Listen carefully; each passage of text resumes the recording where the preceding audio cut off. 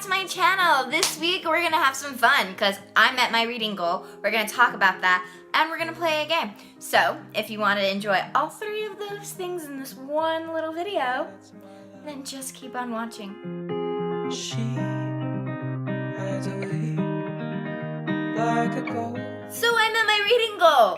I've never had a reading goal before, really, because I just got on Goodreads this year.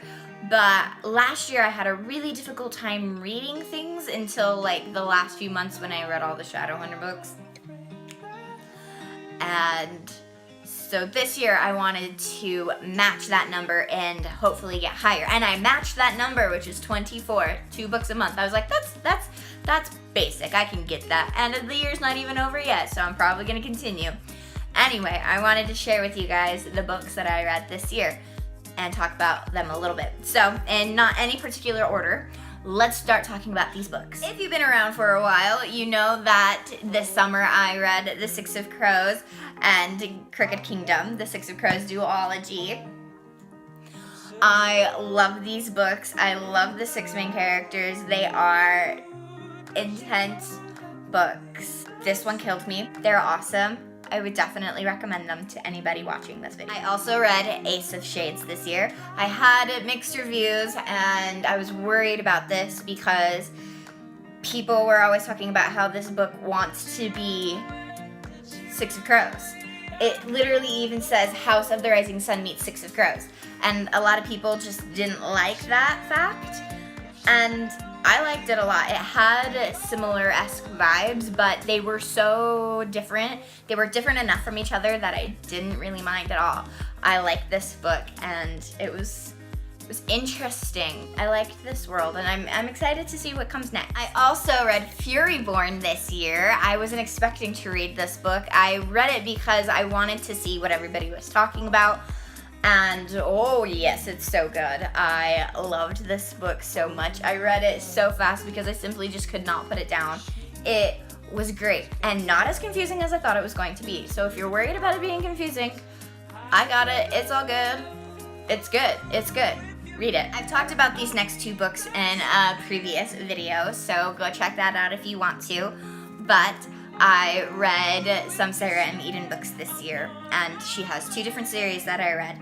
The first one, I read the last 2 books that she had out, Romancing Daphne and Loving Lieutenant Lancaster. They are so good. They are period romances, and they're just so sweet and so fluffy, and I love this family, the Lancaster family. These 2, this is a sister and a brother. They're so fun. I love these books. I would recommend. If you like period romances, you're gonna like these books. I've also talked about these books in a video. They are more Sarah and Eden books. Wahaha. These are the Jonquil brothers.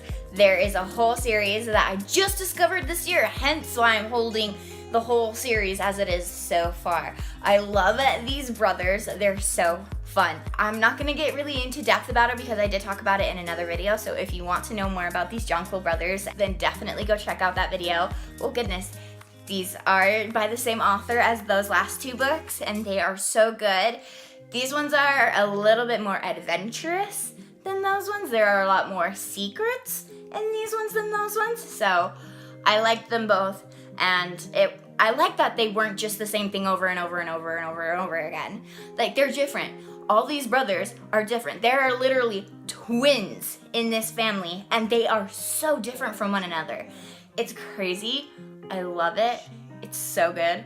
Go check that out. Another pretty popular book that I read this year is Onyx and Ivory, and I honestly don't know why I picked it up other than I heard some people talking about it on YouTube and it sounded really interesting, and I really wanted to know what happened, so I got it and I read it and I liked it. And this is the first one of a series, I believe, too, which usually I don't like getting into a series at the very beginning, but I'm kind of loving this new feeling of not knowing what happens next right away, and this is a good one.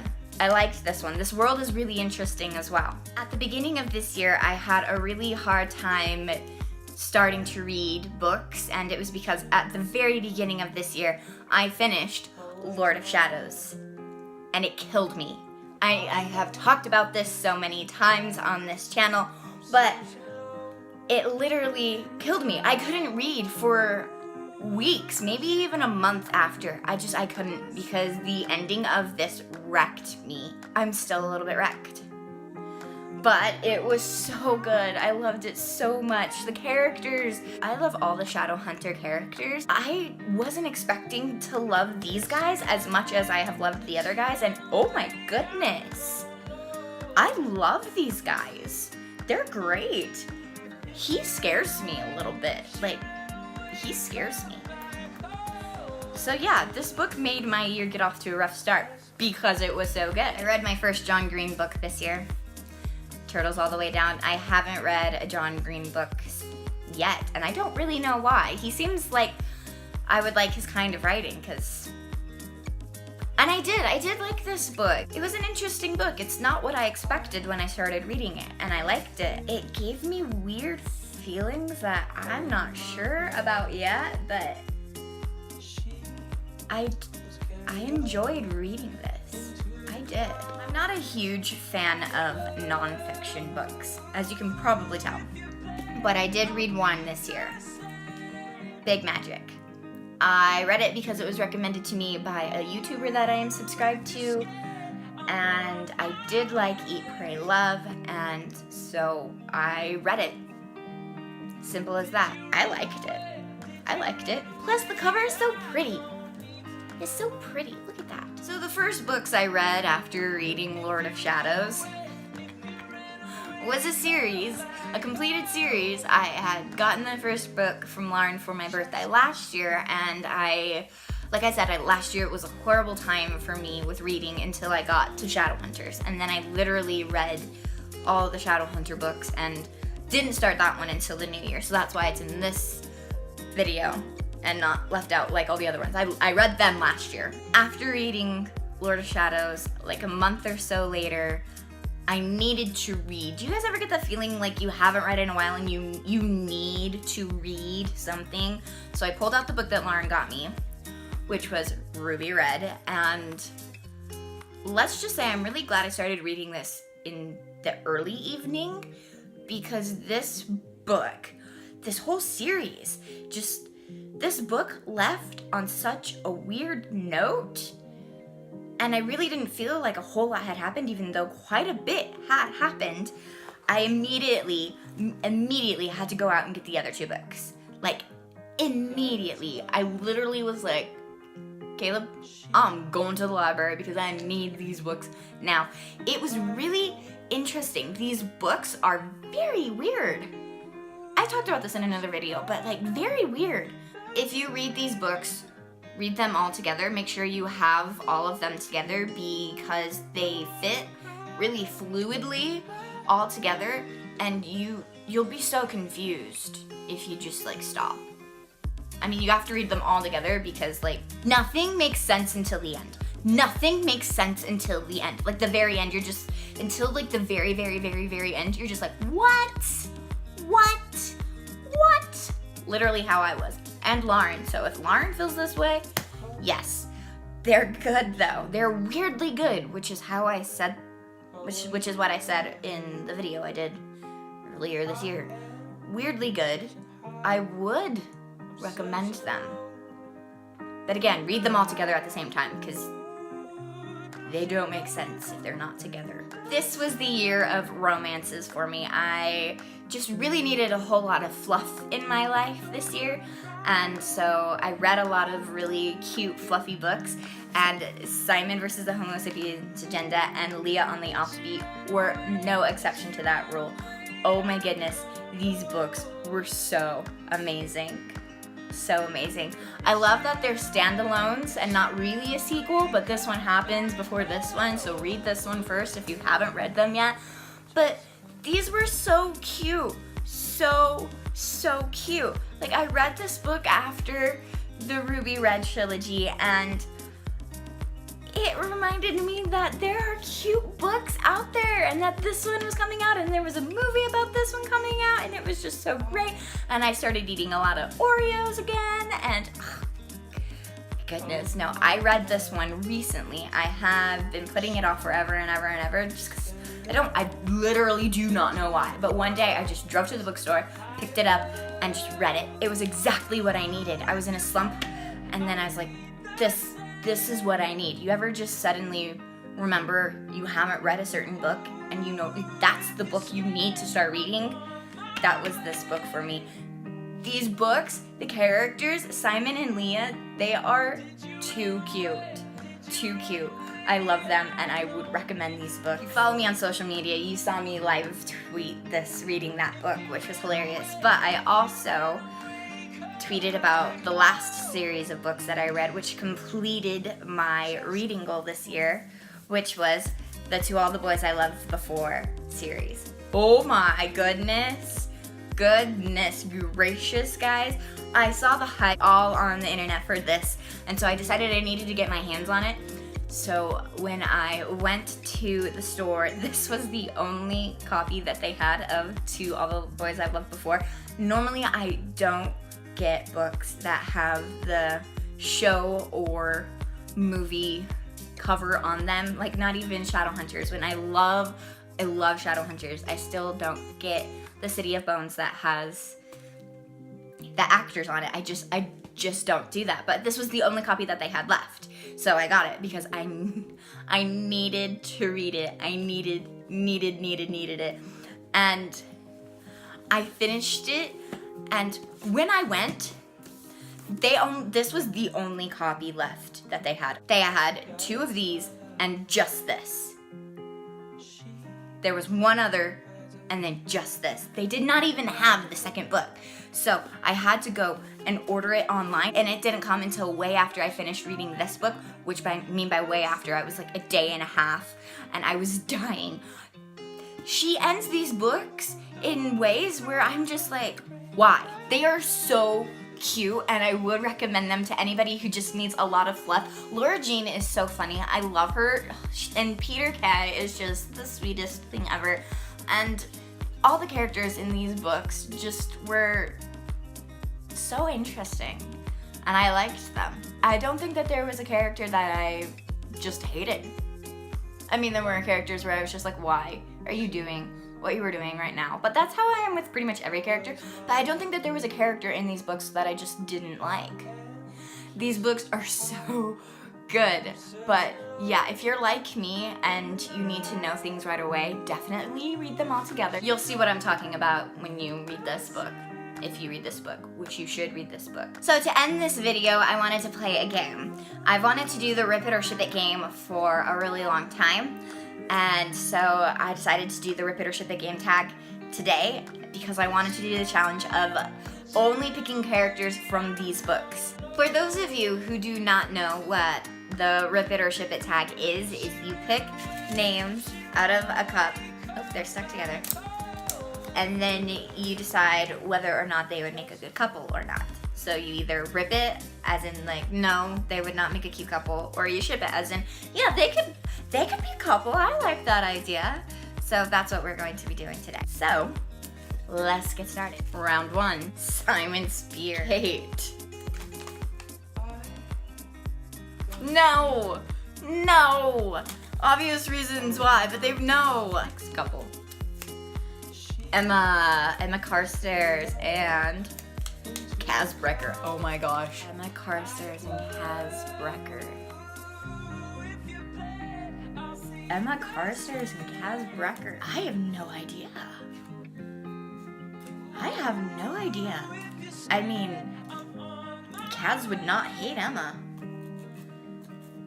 Emma probably wouldn't particularly like Kaz. I have no idea.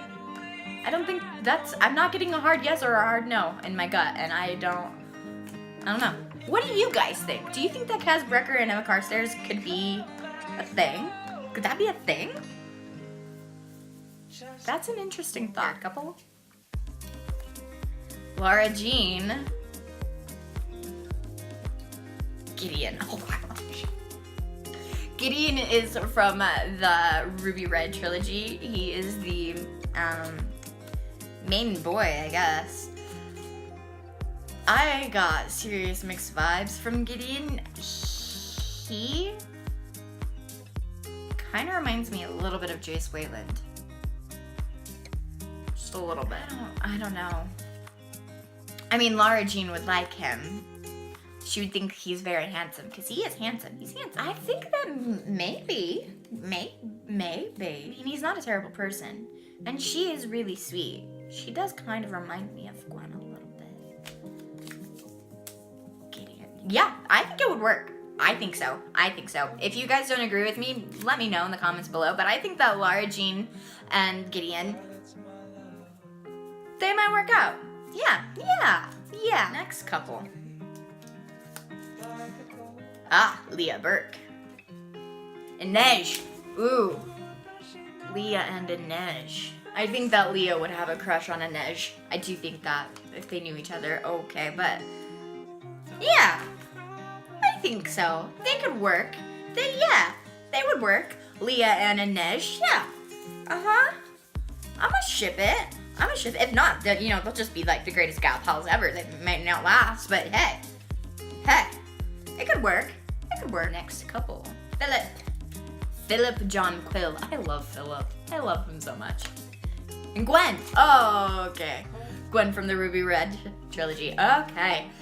Philip John Quill and Gwen. Well, this probably wouldn't work, because even if they lived in the same area, like Philip is a lot older than Gwen, so like no, but I think that he would see her as kind of like a really funny little niece or sister. So I'm not gonna ship it. I'm gonna rip it, but they would have a cute little friendship.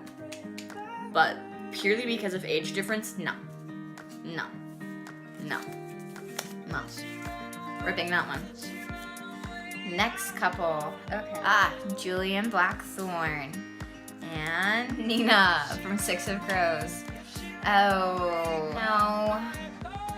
They wouldn't work out very well. I mean, they'd like each other. They would be great in battle together. They would work well together. They might even be friends, but no. Julian scares. I worry about the things he does, but he would take care of Nina. No, I'm gonna rip that one.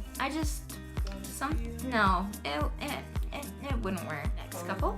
Peter Kavinsky. Oh, Peter K. I love Peter K. He's so sweet. Daphne. Oh, Daphne Lancaster. She is so sweet. She's so quiet and she's so kind. Yeah, I'm gonna ship those two together. Like, she would take such good care of him, and he would just give her all the attention that she needs. And yeah, no, I like those two together. Oh, they'd be cute. I like that. I like them. Next couple, who do we have here? Rael from Furyborn. I think that's how you say her name. I literally don't know. I don't know. I'm calling her Rael. And Levi, Ace of Shades. Okay. No. Like, no. I don't even, just no. Last couple. And Salta. Ooh, 2 Ace of Shades people. I didn't know. Awesome. Corwin from Onyx and Ivory. Ooh. I could see it potentially working. If not as in like a ship, they could be friends. Like, they wouldn't hate each other. They might like each other. I don't know if it would even work, but they could try. Yeah, whatever. It's just a game, right? That is it for this week's video. I hope you guys liked it. If you did, please give it a big thumbs up and comment below on what you thought about these books, if you've read them, if you're planning to now that I've talked about them, if you've seen me talk about them in other videos or in real life, and tell me what you thought of the couples that I shipped or ripped. Go check out my other socials because I do talk about books and ships over there too as well, and it would be fun to have someone to gush with on social media. And don't forget to subscribe because next week I am doing another casual cosplay, one of my favorites that I do quite often. So stick around for that, and I will hopefully see you guys next week. Bye!